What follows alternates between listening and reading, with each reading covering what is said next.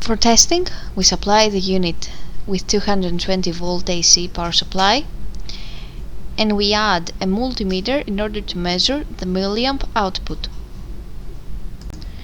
For starters, we supply the unit with atmospheric air input, and the percentage of oxygen rises to about 20.9%, and the milliamp output shown on the multimeter screen is at 17.32.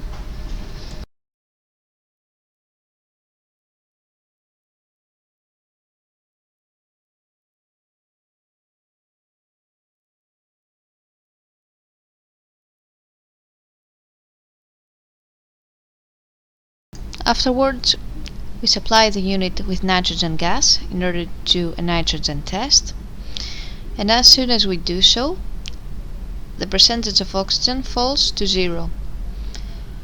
The milliamp output is shown on the multimeter screen at about 4 milliamp.